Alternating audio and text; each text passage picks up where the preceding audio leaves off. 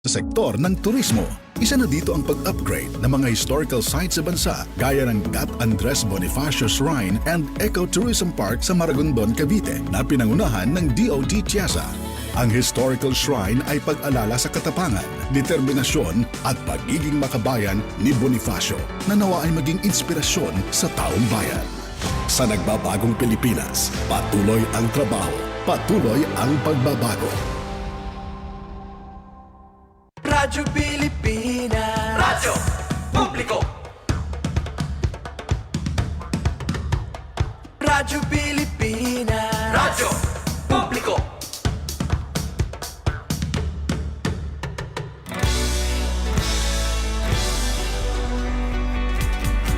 Mahalagang mga balita, napapanahong impormasyon. Kami ang inyong gabay pag may bagyo at sakuna. Serbisyo ng gobyerno kapag may nangangailangan. Mga proyekto ng Pangulo, damang-dama ang pagmamahal niya. Tulay ng mga hinaing, ang problema ng bayan ating lulutasin. Tulay sa himpapawid, tulay ng pagbabago. Radyo Pilipinas, Radyo Publiko ng bagong Pilipinas. Radyo Publiko, Radyo Pilipinas, Radyo Publiko ng bagong Pilipino. Mga proyekto ng Pangulo, damang-dama ang pagmamahal niya.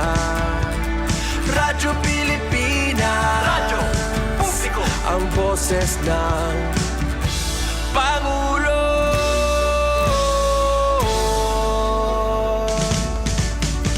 Karamay niyo kami, kahit malayo man kami nakakarating.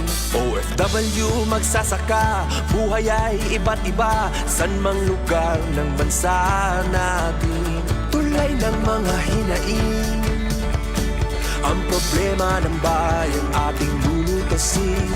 Tulay sa himpapawid, tulay ng pagbabago. Radyo Pilipinas, Radyo Publiko ng bagong Pilipinas. Radyo Publiko, Radyo Pilipinas, Radyo Publiko ng bagong Pilipino. Mga proyekto ng Pangulo, damang-dama ang pagmamahal niya.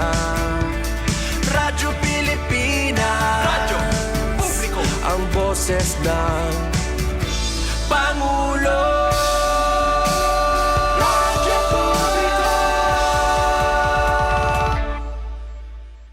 Radyo Pilipinas, Radyo Publiko, Radyo Pilipinas. Ito ang Presidential Broadcast Service Radyo Pilipinas, Radyo Publiko ng Bagong Pilipinas para sa Bagong Pilipino. Naghahatid ng mahahalagang balita at impormasyon na guugnay ng pamahalaan sa sambayanan. Tulay sa himpapawid ng serbisyo publiko. Radyo Pilipinas, Radyo Publiko, ang boses ng Pangulo. Sa Mega Manila, 738. Radyo Pilipinas, Radyo Publiko. Usapang budget natin. Ito na ang kauna-unahang radio program ng Department of Budget and Management. Magpapaliwanag sa mga proseso ng paglalaan at pamamahala ng pondo ng bansa para sa kaalaman ng bawat mamamayan. Bawat tanong sasagutin, bawat haka-haka lilinawin, bawat impormasyon detalyadong tatalakayin. Usapang budget natin kasama sina DBM Undersecretary Goddess Hope Libiran at R. Vargas dito sa Radyo Pilipinas 738 AM. 5:10 ng hapon. Magandang hapon po sa ating lahat ng mga viewers at listeners. Thank God it's Friday. Sa pangalan po ni Department of Budget and Management Secretary Undersecretary Goddess Hope Libiran. Ako po si Richard Vargas. Magandang hapon po sa inyo, Luzon, Visayas at Mindanao, at syempre po sa lahat po ng mga nakatutok, team live o replay man po kayo. Ako naman po si Eric Vocal mula po sa Department of Budget and Management, at welcome po dito sa programang Usapang Budget Natin, dahil budget natin ito. Ang ating pong programa ay hatid po sa inyo ng Department of Budget and Management at napapakinggan rin po tayo sa Radyo Pilipinas, Radyo Publiko 738 kHz sa pihitan ng inyong mga radyo sa AM band. At sabayan din po tayong napapanood sa Channel 3 po sa mga gumagamit ng TV Plus, at Channels 45 to 49 naman po sa mga gumagamit ng Affordabox. At syempre, nasa Facebook Live din po tayo ng Radyo Pilipinas, at syempre sa Usapang Budget Natin page ng DBM. Budget Peeps, siksik pa rin po sa balita at impormasyon ng ating programa dahil marami po kayong aabangan ngayong hapon. Tama ka dyan, Eric, at kabahagi nga ng ating OGP series. At iyong nakapanayam noong February 7, ang isa sa mga champions ng OGP na si South Cotabato Governor Reynaldo Tabayo. Abangan po ninyo yan, pero bagong lahat, magbalitaan muna tayo, Eric, dahil oras na para sa ating Budget News. Usapang budget natin. Budget News. Oras 5:12. Pinangunahan ni Department of Budget and Management Secretary Amena Mina Pangandaman ang blessing at pag-turnover ng 41 patrol vehicle ng sa Philippine National Police PNP sa 10th Sarimanok Sports Stadium sa Marawi City noong ika-20th ng Pebrero 2025. Ayon kay Sec Mina, ang turnover ng mga bagong sasakyan ay isang crucial step upang maging mas mapayapa ang lungsod ng Marawi at iba pang karatig munisipalidad ng Lanao, maging ang mamamayan nito, habang makakatulong naman ito sa police force sa mandato nito ng pagtataguyod ng kapayapaan at seguridad. Tinanggap ni Police Regional Office Director Police Brigadier General Romeo Macapas ang mga bagong sasakyan bilang kinatawan ng PNP. Ipapamahagi ang mga motor vehicles or patrol vehicles sa Marawi City at 39 pang munisipalidad na bahagi ng Lanao del Sur. Samantala, nagbigay naman ng token of appreciation si Police Major General Neil Alinsangan kay Secretary Mina na nagmula rin sa Marawi City. Dumalo rin sa nasabing event si DBM Undersecretaries Goddess Hope Libiran at Wilford Will Wong. Samantala, bigyan po muna natin, Richard, ng konting oras ang live situationer mula po dyan po sa San Jose del Monte, Bulacan. Kauna-una ang proclamation rally sa Central Luzon po ng Alyansa para sa Bagong Pilipinas. Hatid po yan ni Raquel Bayan. Raquel? Mula sa Presidential Communications Office at Radyo Pilipinas Nationwide, ito ang Presidential Live Event. Presidential Live Event. Yes, Eric at Richard, magandang hapon. Nandito ko ngayon sa grounds ng City College of San Jose del Monte, Bulacan, kung saan ginaganap yung ikapitong proclamation rally ng Alyansa para sa Bagong Pilipinas. Ito rin yung unang beses na mangangampanya ang grupo ng Alyansa sa Central Luzon. Open ground ito, nagtayo lamang sila ng malaking tent at entablado, kaya direktang natatamaan ng araw yung mga supporters na nandito ngayon. Gayon pa man, hindi nila alintana yung init ng araw, yung sikat ng araw, dahil talagang game na game pa rin sila sa pakiki-induct o pakikisakanta doon sa mga performance na nagtatanghal in between yung speech ng mga kandidato sa Alyansa. Base doon sa datos na hiningi natin mula sa mga PNP personnel na nandito on ground, nasa 28,000 yung crowd estimate dito as of 4 p.m. At anumang minuto mula ngayon, inaasahan na rin natin yung pagdating ni Pangulong Ferdinand Marcos Jr. para pangunahan itong kampanya dito sa Bulacan. Pero sa kasalukuyan, at kung naririnig niyo sa background ko, ang mga kandidato muna natin yung bumibida, sila nilalatag nila yung kanilang mga plataforma. Nasa 10 kandidato ng Alyansa yung present dito ngayon. Ang absent lamang si Tulfo at si Senator Amy Marcos. At magbabalik tayo maya-maya lamang para sa iba pang update. Ito muna yung pinakahuli mula dito sa San Jose del Monte, Bulacan, Raquel Bayan para sa Bagong Pilipinas, Radyo Pilipinas, Radyo Publiko. Mula sa Presidential Communications Office at Radyo Pilipinas Nationwide, ito ang Presidential Live Event. Presidential Live Event. Maraming salamat, Raquel Bayan mula dyan sa San Jose del Monte, Bulacan. Sa pagpapatuloy po ng ating balitaan, hindi naman pinalampas si Department of Budget and Management Secretary Amena Mina Pangandaman sa kanyang pagbisita sa Marawi City na makipagdialogo at makadaupang palad ang Philippine Army 103 Infantry Brigade Haribon Team na pinangungunahan ni newly appointed Commander Colonel Billy De La Rosa. Mainit na tinanggap ng Philippine Army Secretary Mina at binigyan nila ang kalihim ng four-year honor.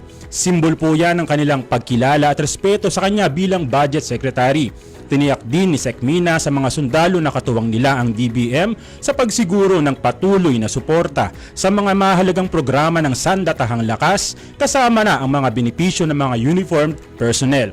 Kinilala din ni Secretary Mina ang kanilang hindi matawarang paglilingkod sa bayan at sinigurong ang kanilang sakripisyo ay masusuklian ng konkretong pagkilala mula sa gobyerno.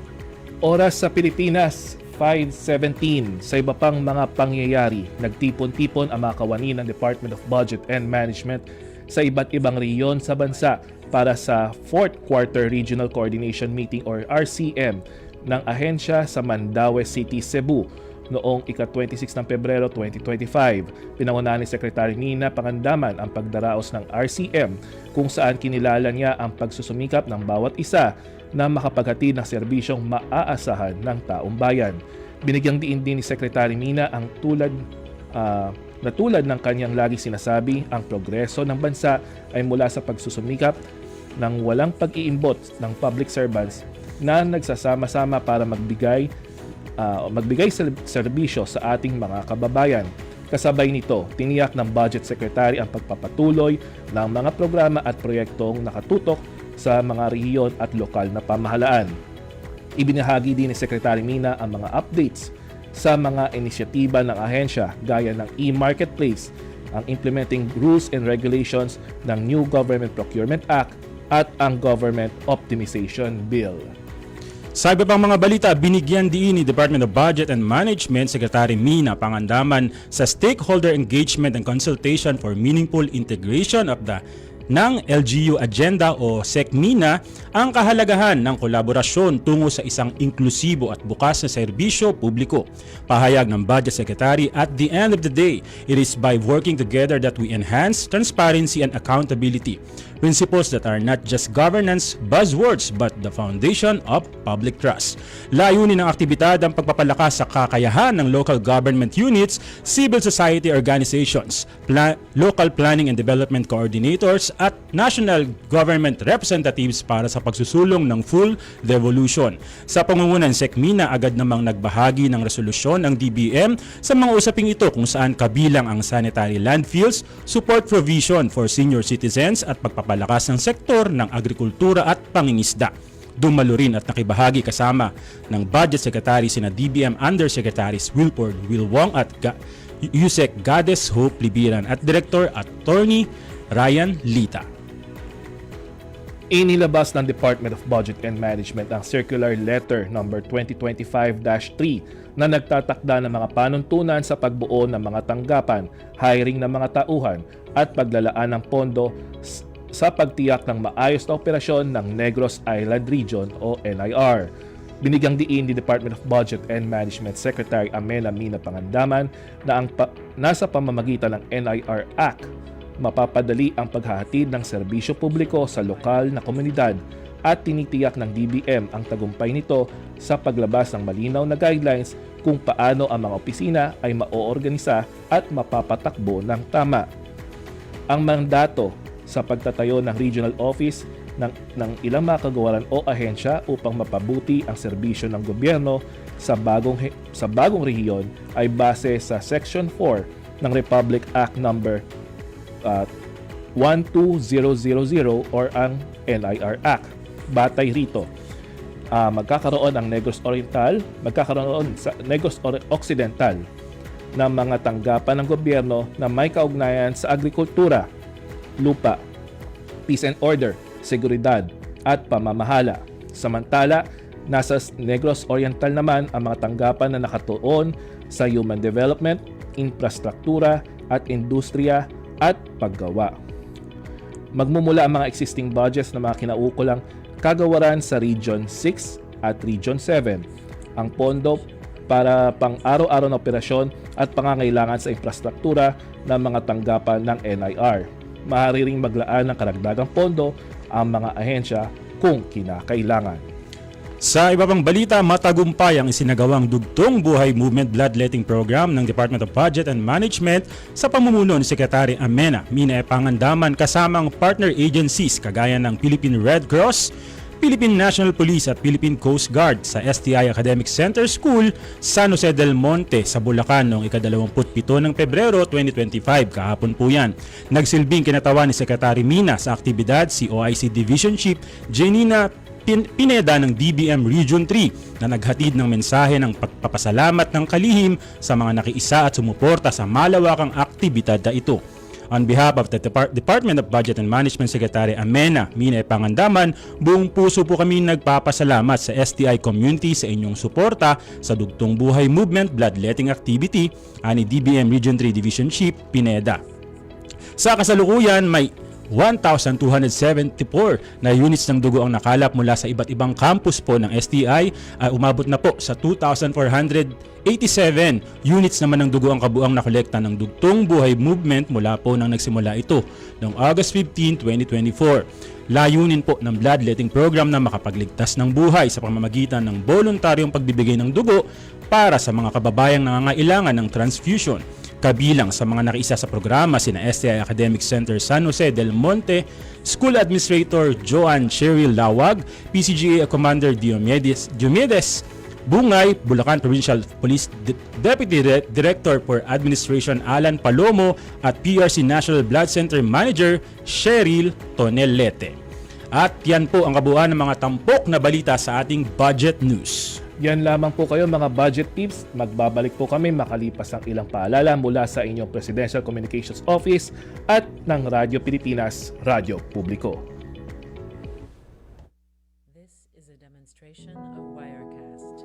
Sa ilalim ng Medical Scholarship Return Service Program, sagot ng CHED ang matrikula ng medical students hanggang sa maging ganap na doktor ito. Currently po ay third year po ako, third year medicine student po. We view a patient in the lens of a community. Kumbaga, kapag may nagkasakit na isang pasyente na ganyan, aalamin mo gaano karami ang may sakit na ganitong sa isang komunidad. And you try to think of what are the possible po na interventions na pwede mong maibigay for that community.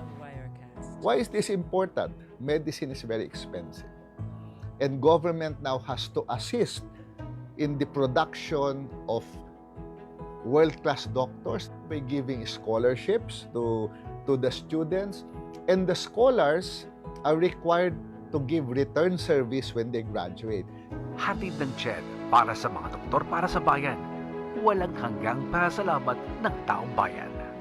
Standing as a testament to this administration's commitment to the Build Better More program, this also shows that we are building the foundation to nurture the development of our countryside. Upang maging realidad ang mitiin ni Pangulong Marcos, pinangunahan ng DOT TIEZA ang pagsasaayos at pagpapailaw ng ilang kalsadang kumukonekta sa tourist destinations sa La Union at Palawan.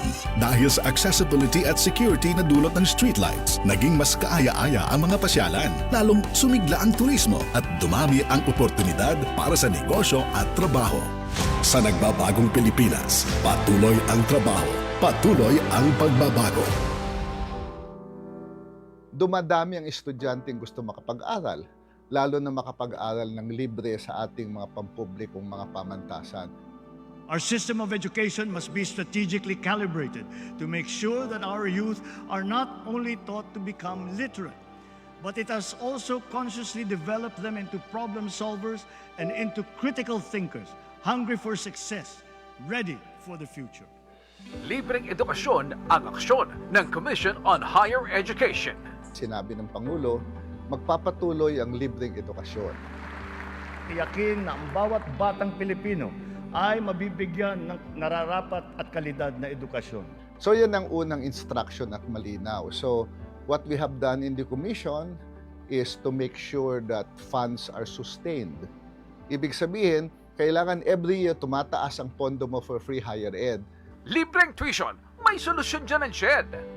Isang matatag at modernong Armed Forces of the Philippines para sa bansang Pilipinas. All of these while faithfully complying with one of its major mandates of remitting its earnings to fund the modernization of the armed forces of the Philippines. The BCDA has contributed 59.71 billion pesos for the equipment, weaponry, vehicles, vessels, and structures used by our armed forces. Mas pinalakas at modernong sandatahang lakas. Isang ligtas na bansa.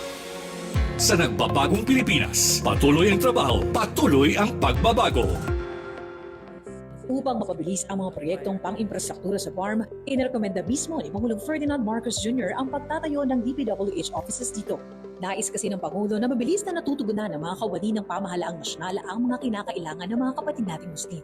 We knew that peace to our people will be found in the businesses launched, in the jobs that were created, the schools, the new hospitals that were opened, the farms that were irrigated, the roads that will be constructed. Sa bagong Pilipinas, sama-samang uunlad ang lahat dahil sa gobyernong tapat. Sa bagong yugto ng pag-unlad, prioridad ang pagdaragdag ng mas makabuluhang mga infrastruktura para sa isang mas progresibo at matatag na kinabukasan. Let us build infrastructure projects with future challenges in mind. Remain focused on pursuing initiatives that uplift lives, build communities, and most importantly, meet the needs of the future that we hope to build for our children and their children. Sa ilalim ng Build Better More program ni Pangulong Ferdinand R. Marcos Jr., isinusulong ang mas mabilis at mas makabagong infrastruktura na magbibigay sigla sa ekonomiya. Kailangan natin to keep on building and building it better and more of it. Then that is the way to progress. Sa pamahalaang Marcos, ang bagong Pilipinas nakikita na. Sa nagbabagong Pilipinas, patuloy ang trabaho, patuloy ang pagbabago.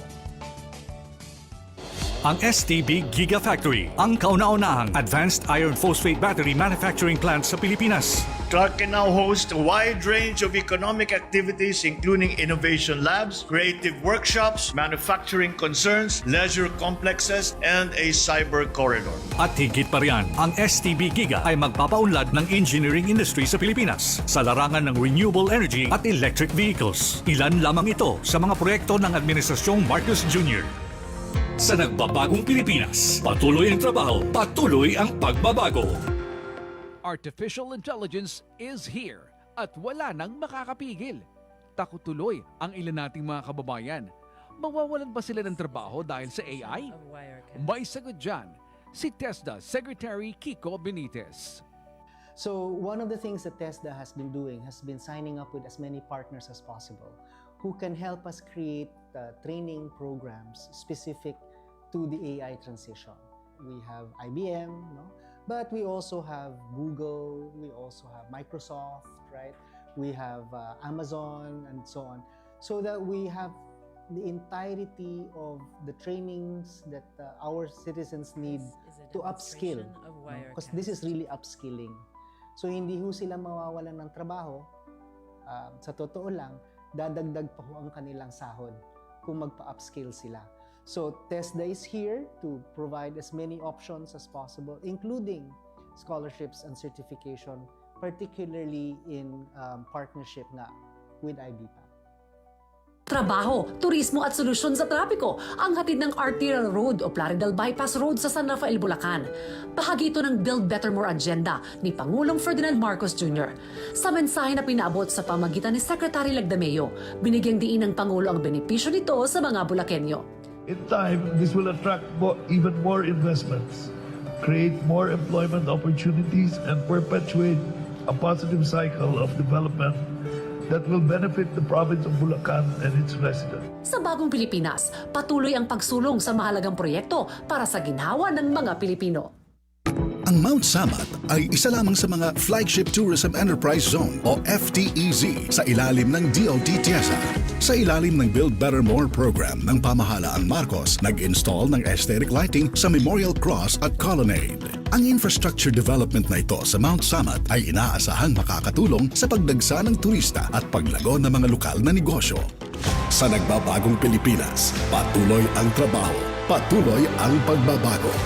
Mas maginhawa, mas maluwag, mas ligtas at mas moderno. Yan ang bagong Batangas Port. Malaki na ang improvement kaya tila airport na ang pasilidad. Pinasinayaan ito ni Pangulong Ferdinand R. Marcos Jr. noong 2024. Port of Batangas is so crucial that economic planners have underscored the importance of the continuous expansion of this major transportation hub to support the country's economic transformation. Sa bagong Pilipinas, bawat programa ng gobyerno ginahawa ng lahat ng Pilipino. Makakaasa po sila sa bagong Pilipinas po. Isang Pilipinas kung saan lahat po ay pwedeng magkaroon ng pagkakataon, umasenso po. Dati po, build tayo. Ngayon ho, build better more. Ang pagsusumikap ng bawat isa, hangad nating magbunga. Kaya layunin ng Philippine Reclamation Authority ang pagsugpo sa kahirapan. We will not only build, we will build better. Not only in terms of infrastructure, not only will it be cheaper, but with the end in view of helping the poor. The Filipino people will feel it way before the President's term ends. Sa tulong ng National Anti-Poverty Commission o NAPC, isusulong ng PRA ang paglaan sa halos 600,000 hanap buhay para sa proyektong Bagong Buhay para sa Mahihirap. Lahat po gagawin namin under PRA para ikasatuparan po ang gusto po ng Pangulo na makapagbigay sa higit na ating nakakahirap ng pagkakataon po para umunlad ang kanilang buhay. Sa nagbabagong Pilipinas, tuloy ang trabaho, patuloy ang pagbabago.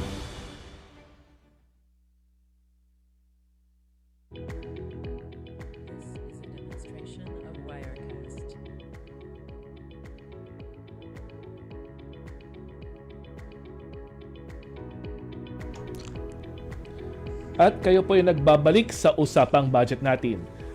Eric, bago tayo magpatuloy, atin muna pong binabati ng happy retirement ang ating minamahal na Region 7 Director Lenin Bersales. Yan. Ito pong linggo ay nagkaroon ng send-off para ho kay Director Lenin. At nagpapasalamat din ho tayo sa mga tumulong at mga nakasama natin sa mga events na ginawa natin sa Region 7, particularly in Cebu.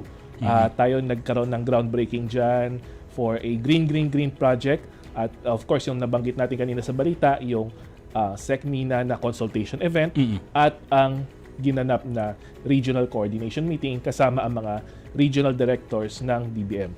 Again, happy retirement po, RD Lenin. At shoutout din po kay Bien at saka po kay Jules Fighting. Hello, Jules. Hello, yun ang Bien. bili nila sa akin. Sabihin ko daw, fighting. Fighting. Fighting.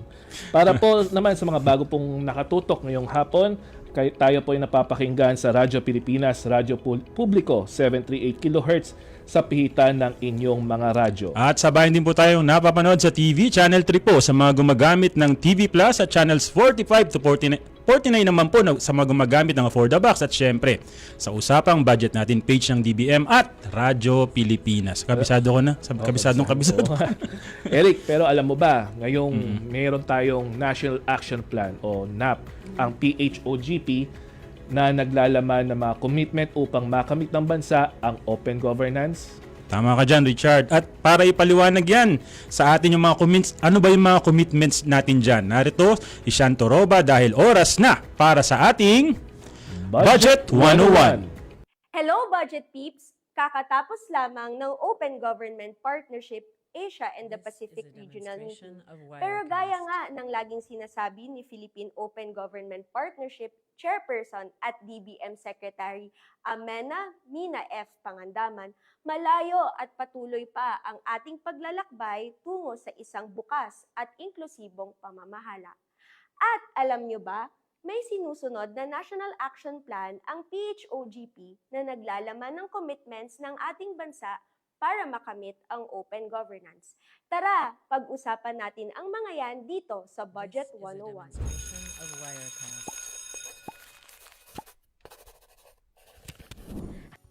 Isa sa mga commitments ay ang lokalisasyon ng Freedom of Information Program. Ibig sabihin, Nais nating ipatupad ang FOI at bigyan ng access sa data o information ang ating mga kababayan sa pamamagitan ng mga ordinansa at tukal na batas sa mga munisipalidad, lungsod at mga probinsya. Ikalawa, ang pagpapatibay ng hustisya sa local levels. Layo ng commitment na ito na magtatag, madagdagan at pagbutihin ang mga justice zones sa local levels. Isa pang programa ay ang pagtatag ng epektibong teknolohiya at mekanismo ng pag-uulat para sa mga piling proyekto ng infrastruktura ng gobyerno.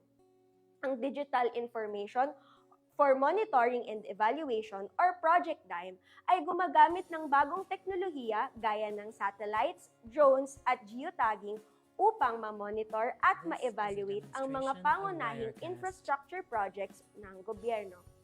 Ikaapat ay ang pagpapayabong ng tiwala sa electoral system at pagpigil ng voter disenfranchisement. Layo ng commitment na ito na madagdagan ng at least 2 million ang overseas registered voters. Ikalima ay ang transparent, accountable, and participatory public procurement sa pamamagitan ng Procurement Diagnostics Hub.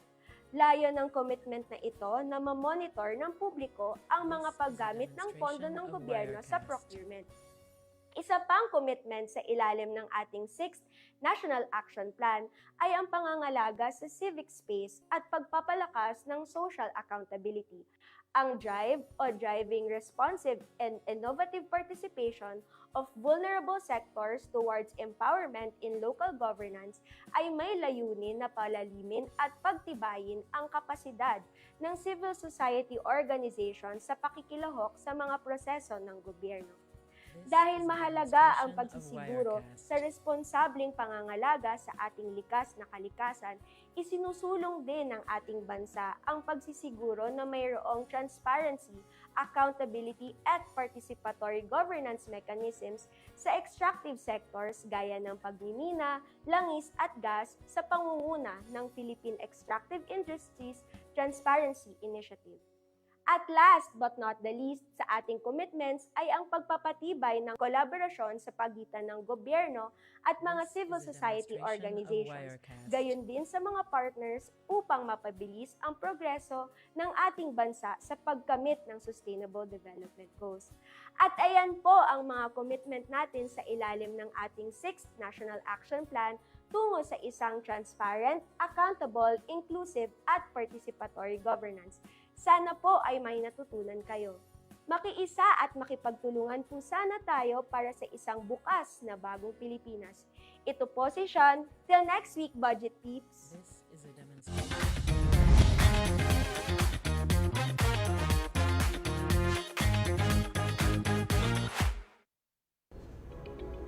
At yan po ang ating Budget 101, hatid po ni Ms. Sean Toroba ng Department of Budget and Management. Kabahagi pa rin yan, Eric, ng ating OGP series na nagtatampok ng mga different na topics about open government. Kung matatanda natin, ang Open Government Partnership Regional Meeting ay ginanap dito sa Pilipinas nitong early February 4 to 7. 2025. At nagpapasalamat ulit tayo kay Ms. Sean. Sean, hello. Mula po sa bilang bahagi ng Philippine Open Government Partnership Planning and Monitoring Office of PHOGP PMO. At syempre, hi na rin po sa mga taga-PMO. Yes. Hello kay na Erica, Director Lita, yan si Alay, naging talent natin last week. Maraming salamat po. Samantala, Eric, tulad na nga ng sinabi natin kanina, para sa ating Philippine Open Government Partnership Series ay iyong nakapanayam ang isa sa mga OGP champions sa OGP local programs na si South Cotabato Governor Reynaldo Tamayo. Kasama ka dyan, Richard, kaya wag natin patagalin pa. Narito na ang ating Budget Matters.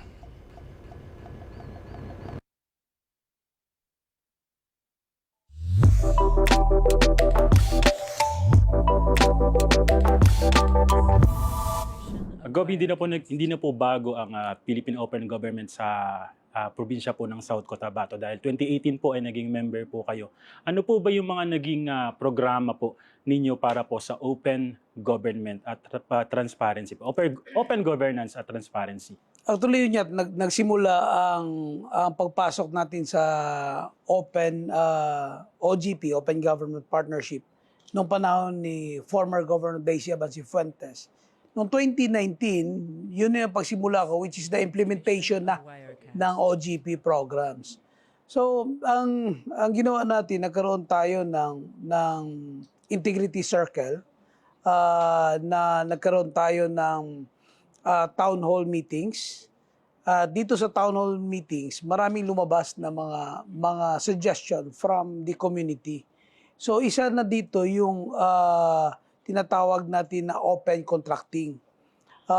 Pag sinabi mong open contracting, ito yung sinasabi na dito natin in-involve yung civil society organization in bidding process. So we have bids and awards committee. We have members coming from the civil organization society na sila yung nagmo-monitor ng transparency ng contracts, transparency ng bidding process, procurement, at hanggang doon sa open monitoring ng mga projects. Sa open monitoring projects, nagkaroon ng creation ng Provincial Project Monitoring Committee composed of civil society organization representatives and some government employees.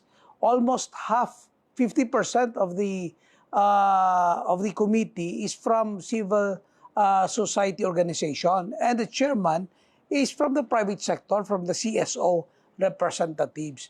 So the monitoring, we really involve private sectors in monitoring our projects. And if the slippage, the negative slippage of the contractors is higher than 15%, automatically they cannot avail projects for 1 year. So they will be banned in our provincial government. So that is yun yung mga practices na output ng ating town hall meetings. At yun rin ang naipresenta natin sa OGP. So, sabi nga po, simula 2019 di po ba, tapos 2020 nag-pandemic na po. Sabi po, marami pong mga nangyari noon at yung mga local leaders, malaki po yung mga naging problema. Pero nabasa ko po sa isang research na paano po nyo ginamit yung transparency para po mas maiangat po yung mga nasasakupan po ninyo? Nung tumama yung pandemic, kami yung una nag-develop ng contact tracing. So, kinuha namin yung information ng lahat ng mga tao na conform doon sa Data Privacy Act. So, nang kinuha namin, yun na ang ginamit namin para matrace lahat ng mga naging close contacts, ng mga naging positive ng pandemic. So, dahil dito, mas napabilis namin yung pag-control ng COVID-19. At the same time, mas napabilis namin ang pagbalik ng mga economic activities. So, ganun pa man din, lahat ng mga ginagawa natin ay talagang naaayon ito sa participation ng civil society. So, lahat sila na-involved namin dahil hindi namin makukuha yung exact data, yung data ng mga tao, kung walang cooperation and participation from the private sector, especially the CSOs. Ano po yung naging impact po ng pagsali po ninyo sa OGP local program? Alam natin na sa government kasi, pagpasok ko pa lang sa gobyerno, lahat ng observation ng private sector ay talagang pumasok sa isip nila na every process in our government, meron talagang part ng korupsyon. So, hindi nawawala sa isip ng mga tao yun. So, in order na mawala ito, kailangan na talaga na i-involve sila sa process. At pag-involve mo sila sa process, saka na masasabi na wala palang korupsyon dito na process. So kung meron silang pinagdududahan na process na posibleng magkakaroon ng korupsyon, sila mismo tinatanong natin anong ba mas maganda pa natin gawin dito. So that is why we created a CSO Academy to capacitate our CSO representatives. So ini-equip natin yung mga CSO representatives natin in order to participate in government processes. So kung andun ang CSO, andun ang private sector, mawawala na yun sa isip nila na ay dito na process merong corruption, dito na process na merong corruption. So as politician, as government official, napaka-importante sa akin na mawala yung mind. Mula sa Presidential Communications Office at Radyo Pilipinas Nationwide, ito ang Presidential Live Event. Presidential Live Event.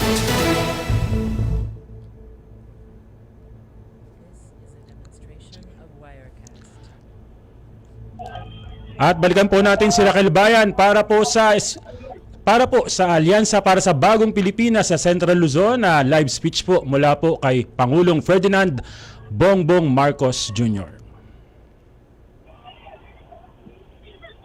Yes. Raquel? Pakinggan natin si Pangulong Ferdinand R. Marcos Jr.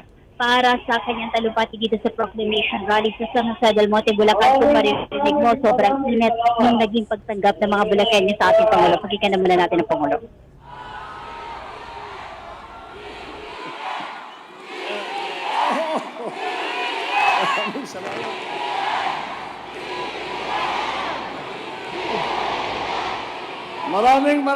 Maraming salamat.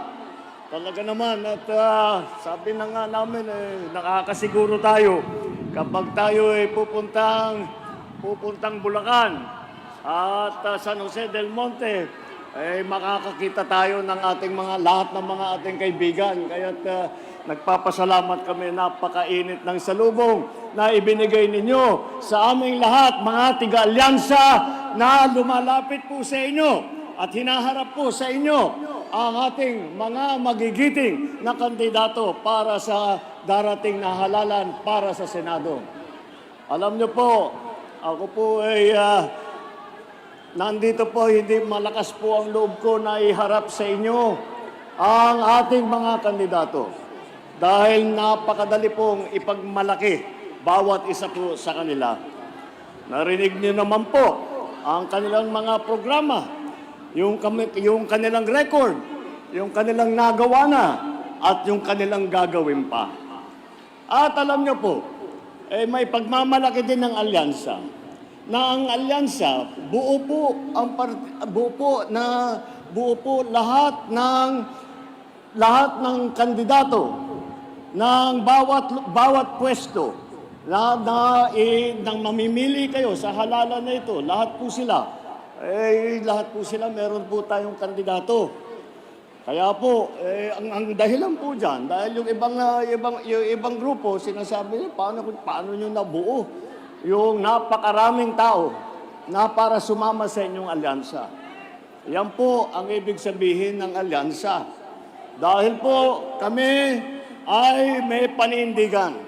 Ang panindigan po namin ay magkaisa at magtulungan at magkapit-bisig upang tulungan ng taong bayan. Kaya po, kami po ay tinawag na alyansa. Dahil kung tignan niyo po ito. Meron pong lakas, CMD. Meron pong ang nationalista, may Nationalist People Coalition, may NUP. Kompleto po.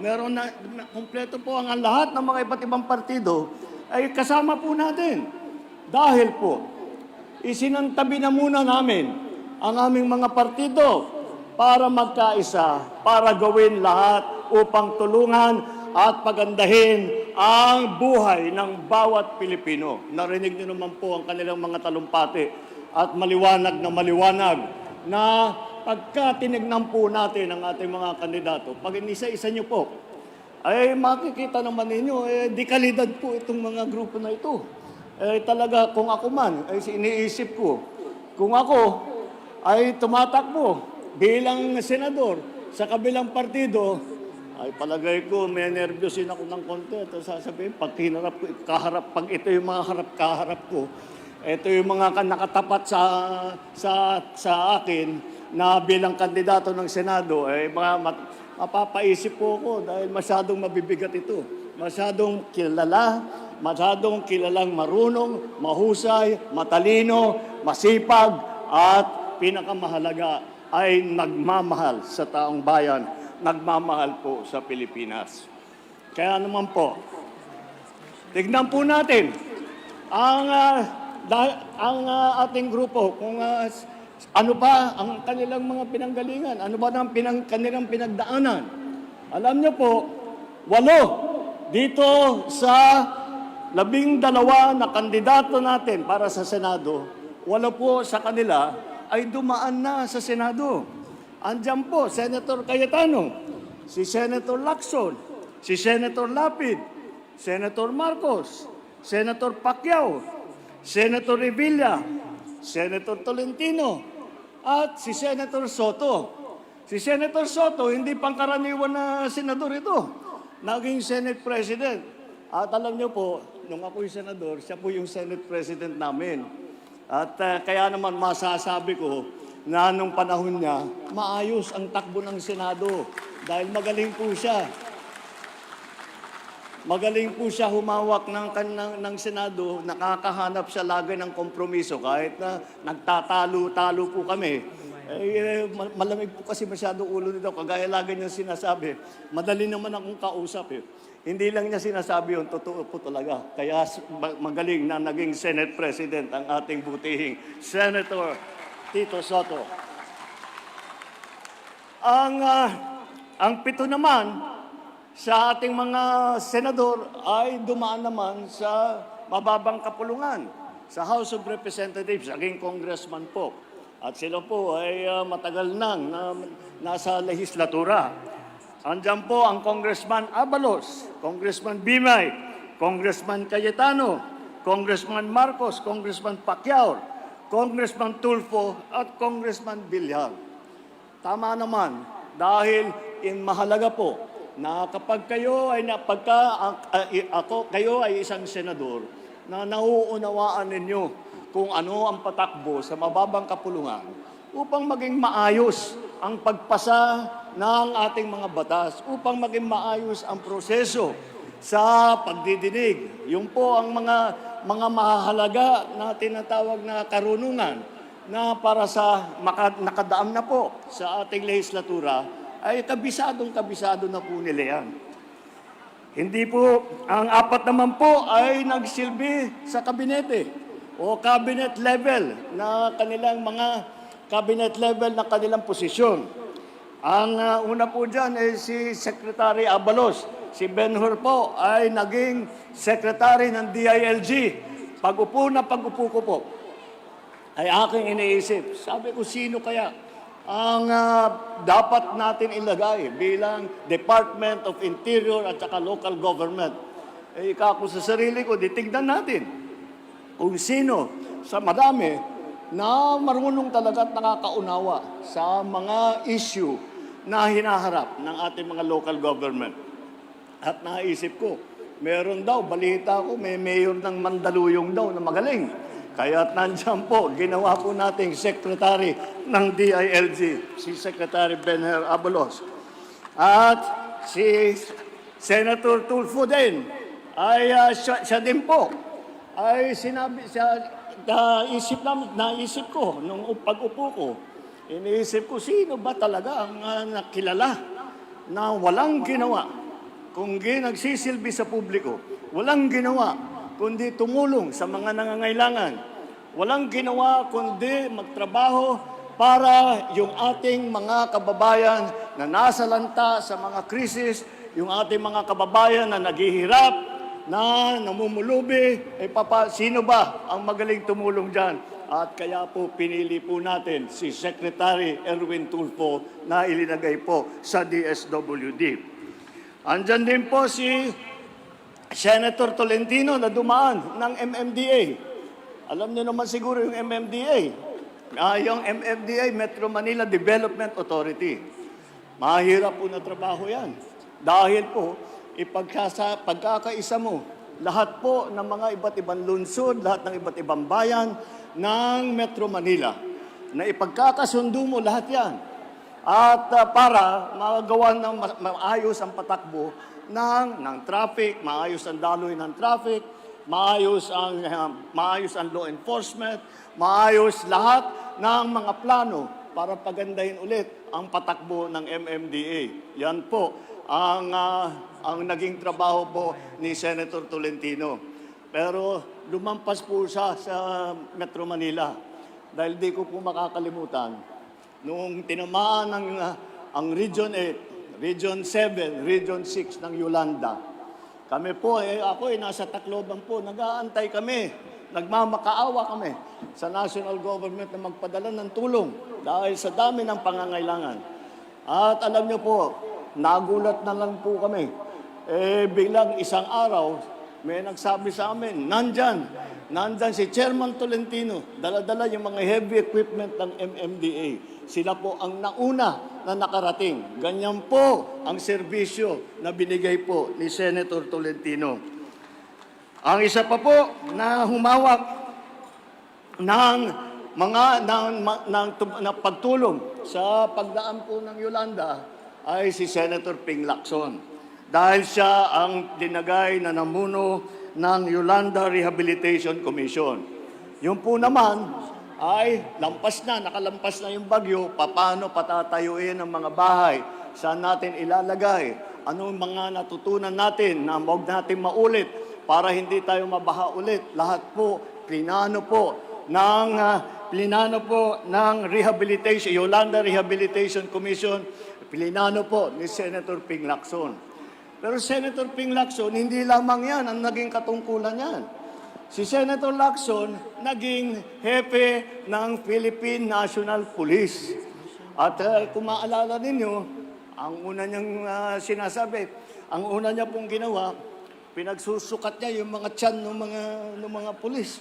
Tinitignan niya kung masyadong mataba, ibig sabihin hindi nagtatrabaho, pinag-jogging niya. Ngayon, wala ka na makita ng malalaking tiyan dahil inayos na po ni Senator Lacson. At nung panahon ni Senator Lacson, yung acceptance, yung approval rating ng PNP, ng mga pulis natin, ay napakataas. Hindi na po naulit yung ganung klaseng rating nung nangyari nung panahon ni Chief PNP, General Lacson.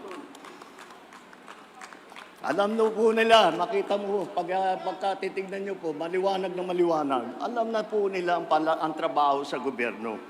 Alam na lang. Wala na, ito yung mga klaseng tao, mga klaseng nasa sa serbisyo publiko na hindi basta, kung minsan hindi na lang nagsasalita at basta't ginagawa na lang ang trabaho. Yan po ang mahalaga. Huwag tayong nakikinig ng mga puro dada ng dada.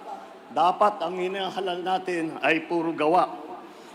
Pupunta sila sa Senado, hindi upang manggulo, hindi upang magtalunan doon sa kanilang kapwa-senador o kung kani-kanino pa. Sila ay nandyan sa Senado upang magkaisa at ipagbuo ang magagandang batas na kinakailangan ng taong bayan. Yan po ang estilo ng ating mga kandidato.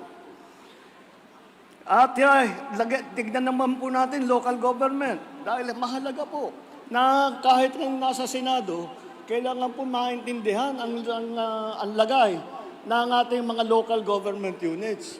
Kaya naman po, mabuti naman, meron po tayong 3 rito na naging gobernador ng malaking probinsya. Ang nauna po, ang aking kapatid, naging Governor Marcos po ng Ilocos Norte. Si paring Lito Lapid naman, naging governor naman ng Pampanga. Na ngayon, kung makita po ninyo, ang ganda-ganda na po ng Pampanga at talagang bumubulusok ang mga negosyo doon at gumaganda ang trabaho para sa mga tao. Nasimulaan po yan ng butihing governor, Governor Lito Lapid. At siyempre, yung ngayon, ang pangalawang pinakamalaking probinsya ay hinawakan naman po ng Governor Bong Revilla ng Cavite.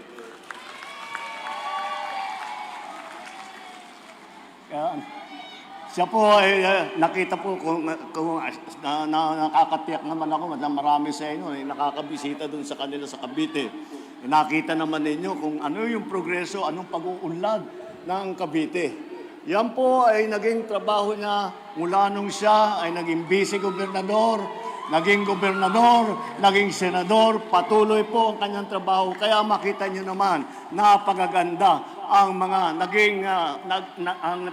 naging matagumpay na proyekto at programa na sinimulan ng ating tatlong magaling na gobernador. Meron din tayo mga mayor, tatlong lungsod na malalaki. Unang-una, si Mayor Benhur Abalos ng Mandaluyong. Yan po ay nung panahon po ni Mayor Abalos, nung panahon ni Mayor Benhur, na mayor siya ng Mandaluyong. Marami pong natanggap, pagkikilala, binigyan po siya ng mga aming premyo dahil sa magandang patakbo niya sa city, sa Mandaluyong City. Kaya po ay makikita naman po ninyo, maliwanag na maliwanag, naiintindihan niya ang patakbo at alam niya ang lagay at ang pangangailangan ng bawat isa. Hindi lamang yung mga malalaki na tao, malalaking negosyo, kung hindi ang bawat kababayan niya sa Mandaluyong, bawat kababayan niya sa Pilipinas.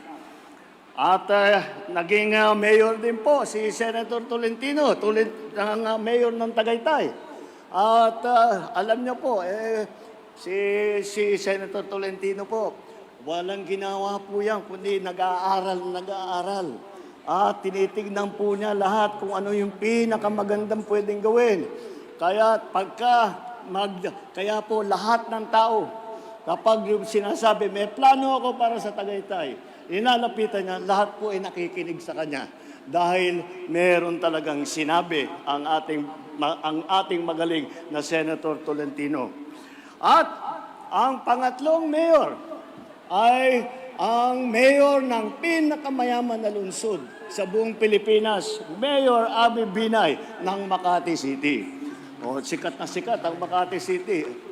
Ngunit, alam nyo, maraming iniisip nila na kapag ikaw ang naging mayor ng isang syudad na napakayaman, napakadali ng trabaho, hindi po totoo yun. Dahil karamihan po ng malalaking negosyo ay nandyan sa Makati.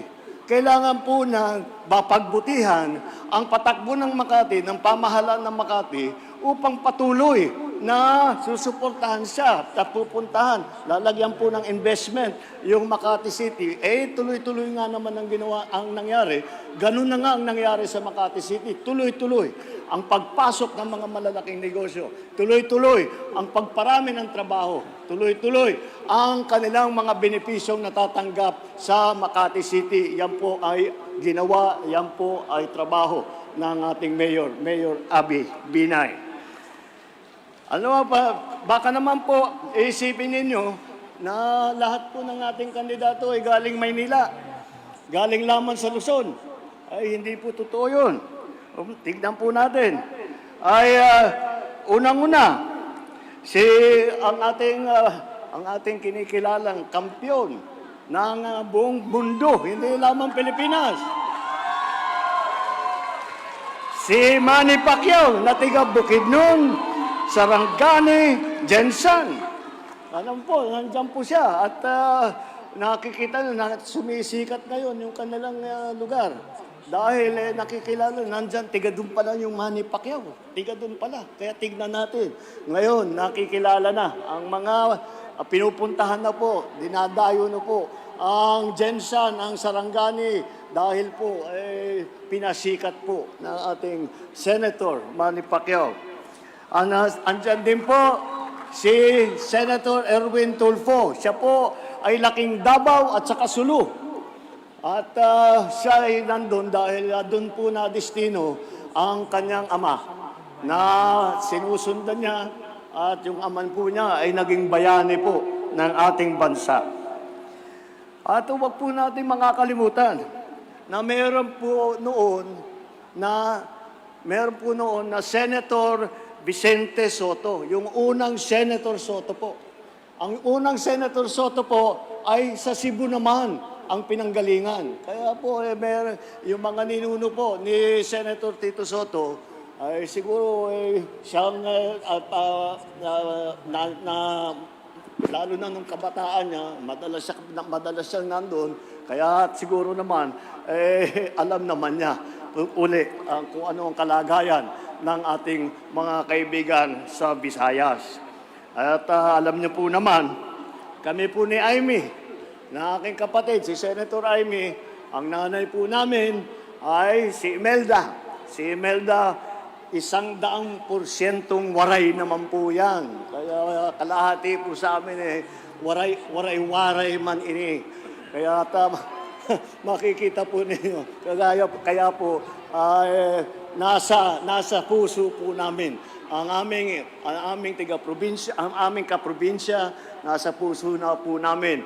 Ang aming mga kaibigan, sa aming mga kamag-anak doon nang nanggaling sa Leyte at sa Samar. Lahat po ng mga waray-waray. At baka hindi nyo po nalalaman na ang mga ninuno po ni Camille Villar ay mga Ilonggo naman. Kaya naman po, isa po, talaga naman yung batang yan, laging umiikot, laging nagtatanong. Ang ginagawa, naiba si Camille. Hindi siya masyadong nagtatalumpati. Ngunit ang ginagawa niya, iba, kabaliktaran. Siyang nagtatanong sa tao. Hindi niya sinasabi sa tao, ito yung kailangan mo, ito yung kailangan mong gawin. Ang laging ugali niya, nagtatanong po, ano po ang kailangan ninyo? Ano sa palagay nyo ang kailangan gawin? Yan po ang mga kailangan natin sa Senado. Ang nakikinig sa tao, hindi linelekturan ang tao. At dagdagan po natin ng mga kwalifikasyon itong grupo natin. 4 po. 4 po sa kanila ay abogado. Andiyan po si Attorney Abalos, Attorney Benhar Abalos, practicing lawyer po yan bago po siya na naging mayor. Si Attorney Abi Binay, magaling po na abogado yan. Alam niyo po si Abi Binay, yan ang kasama ko, katabi ko, yan ang seatmate ko sa Kongreso. Pagka hindi naman tayo abogado, kaya pagka meron kailangan malaman tungkol sa batas, sisikuhan ko na muna si Abi. Ano ba talagang sagot dito? Yan, tuturuan ako. Magaling po yan. Napakatalino. At nandiyan po si Senator Cayetano, abogado rin. At siya po ay napakaganda sumulat ng batas. Dahil nga sa tinatawag na kanyang legal training. At kung makikita po ninyo ang mga batas na kanyang na naging author siya, makikita po ninyo kung gaano kaganda siya sumulat at kung gaano katama ang kanyang mga sinusulat na batas. At kagaya na po ng sabi ko, si Attorney Tolentino, attorney po yan. At kagaya nga ng pagka-attorney niya, talagang kagaya na nasabi ko, lagi nag-aaral po. At kaya naman, kahit na anong itanong mo sa kanya, tungkol sa batas, kahit anong tanong mo sa kanya tungkol sa politika, kahit ano ang itanong mo sa kanya tungkol sa mga research na medyo mahirap na kung minsan tayo, tinatamad na tayo magbasa ng ora-orada, hindi po napapagod yan. Si Attorney Tolentino, isa pa pong abogado sa ating grupo.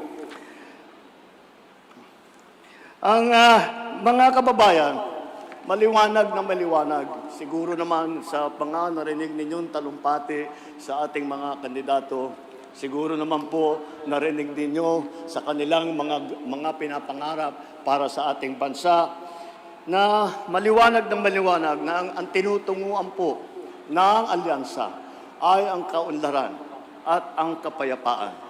At aabutin po natin yan kapag tayo ay magkaisa.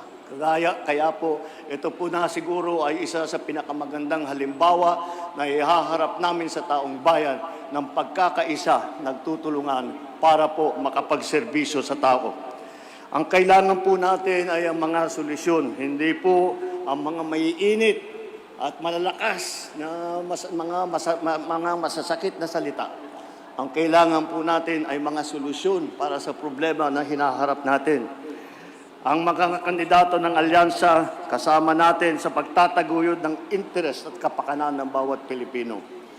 Ipapaglaban natin ang ating soberanya at karapatan sa pamamagitan ng magandang diplomasya at dignidad. Ngunit, wag ho sila kahit sino pong magkamali. Wag nilang aakalain na tayo ay papayag na kunin sa atin na kahit isang isla, kahit isang bato na nasa teritoryo natin, alamin nila lahat, hindi po tayo papayag at wag tayo susunod sa kagustuhan ng ibang tao, ng ibang bansa. Kahit na maliit lang tayo, mga Pilipino, kahit maliit lang ang Pilipinas, palagay ko wala nang kasing tapang sa mga Pilipino. Hindi na sa laban naman kontra sa krimen at sa droga. Ito po ay aming paniniwala. Ay hindi naman po kailangan na pumasok tayo sa kaharasan na maraming nasasaktan, na maraming pinapatay, na libo-libo na Pilipino ay hindi na natin nahanap at nawala na lang bigla. Yan po ay hindi po tama para sa amin yun. May tamang paraan para tiyakin ang kapayapaan at kaayusan. Yun ay sa pamamagitan sa buo na suporta sa ating mga kapulisan, sa ating mga local government units.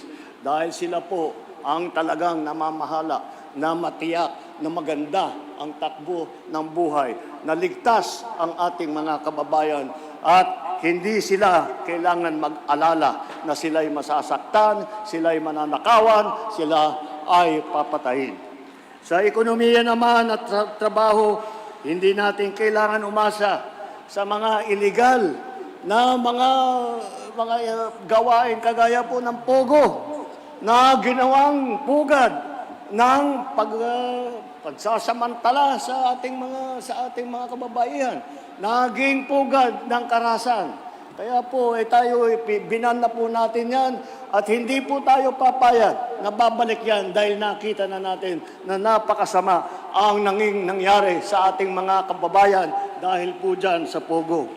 Ang solusyon po ay hindi sa mga illegal na gawain. Ang solusyon po ay nasa tunay na trabaho, nasa magandang kabuhayan at suporta sa maliliit at sa mga nangangailangan.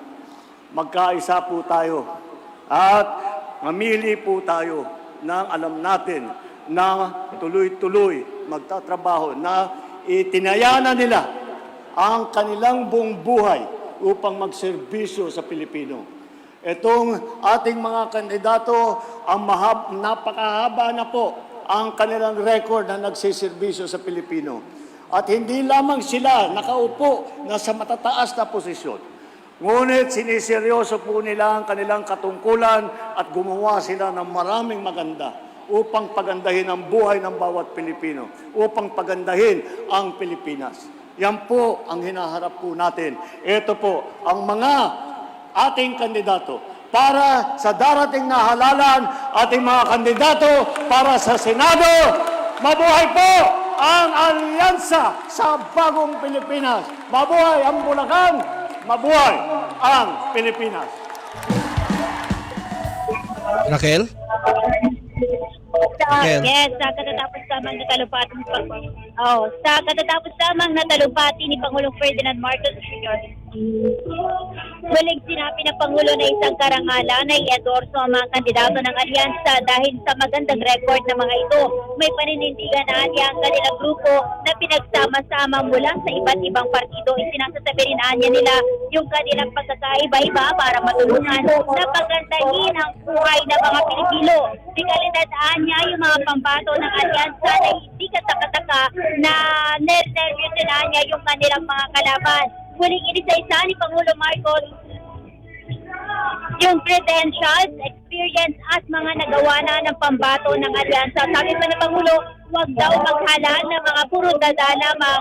Pagpus dapat ang iruklok na taong bayan ayun may mga napatunayan o puro gawa na solusyonahan niya sa problema ang kailangan ng bansa at hindi puro masasakit na salita. Muli pinagmalaki ni Pangulo Marcos yung pagiging diversified ng alyansa na nagmulaan niya sa iba't ibang lugar ng Pilipinas at iba't ibang estado ng buhay. Sabi pa ng Pangulo, malinaw yung direksyon tatahakin o tinatahak ng alyansa tungo sa kaunlaran at kapayapaan. Hindi niya sila susunod sa kagustuhan ng ibang bansa. Mayroon naman na niya tamang paraan para isulong o tiyakin yung kapayapaan sa bansa at ipagpapatuloyan niya nila yung pagsuporta sa maliliit at mga tunay na nangangailangan ng tulong. At sa uli, sabi ni Pangulo Marcos, sa mga Pilipino dapat mamili ng mga kandidato na alam na natin na tuloy-tuloy na magtatrabaho once na maluklok na sa Senado. Ito na muna yung mga pinakahuling balita mula dito sa San Jose del Monte, Bulacan. Ito si Raquel Bayan para sa Bagong Pilipinas Radyo Publiko. Mula sa Presidential Communications Office at Radyo Pilipinas Nationwide, ito ang Presidential Live Event. Presidential Live Event. Atin mo napakinggan ang si Pangulong Ferdinand Marcos Jr. sa kanyang kauna-unahang proclamation rally sa Central Luzon ng Alyansa para sa Bagong Pilipinas na ginanap sa City College of San Juan del Monte, Bulacan. Susunod na po ang balitang pambansa. Ruta